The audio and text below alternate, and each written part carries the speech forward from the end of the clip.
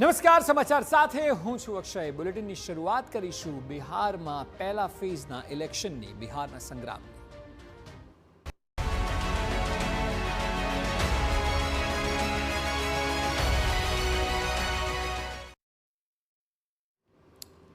તો બિહાર વિધાનસભા માટે પ્રથમ તબક્કાનું મતદાન ચાલી રહ્યું છે. બપોરે 1 વાગ્યા સુધી 42.31% જેટલું મતદાન થયું. લખીસરાયમાં નાયબ મુખ્યપ્રધાન વિજય સિન્હાના કાફલા પર પથ્થરમારો કરવામાં આવ્યો. પથ્થરમારામાં નાયબ મુખ્યપ્રધાનનો એક સુરક્ષાકર્મી ઇજાગ્રસ્ત થયો છે. આરજેડીના સમર્થકોએ આ હુમલો કર્યો હોવાનું વિજય સિન્હા આરોપ લગાવી રહ્યા છે. સત્તામાં આવ્યા વિના જ આરજેડીની ગુંડાગીરી સામે આવી તેવું વિજય સિન્હાનું કહેવું છે.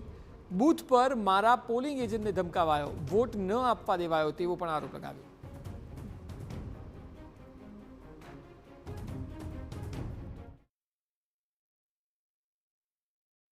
विजय सिन्हा जीत रहा है।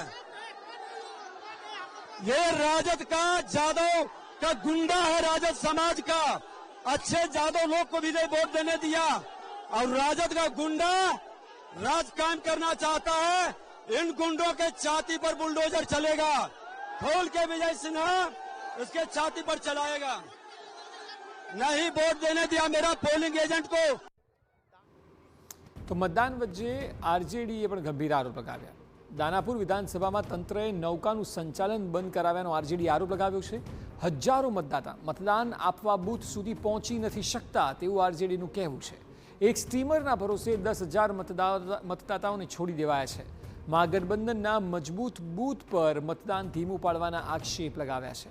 જાણી જોઈને ધીમું વોટિંગ કરાવાઈ રહ્યું છે તેવું આરજેડી કહી રહ્યું છે.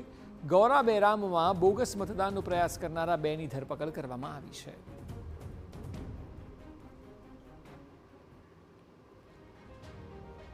તો બિહારમાં આજે પ્રથમ તબક્કા માટેનું મતદાન થઈ રહ્યું છે. સવારે 7 વાગ્યાથી 121 બેઠક પર ચાલી રહ્યું છે મતદાન. કુલ 1314 ઉમેદવારો આ પહેલા ફેઝના જંગમાં છે. અનેક જગ્યાએ દિગ્ગજોના ભાવિ સીલ થયા છે.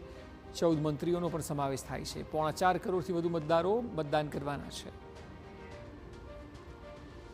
તેજસ્વી યાદવ, સમ્રાટ ચૌધરી, તમામ દિગ્ગજોનું ભાવિ ઈવીએમમાં સીલ થઈ રહ્યું છે.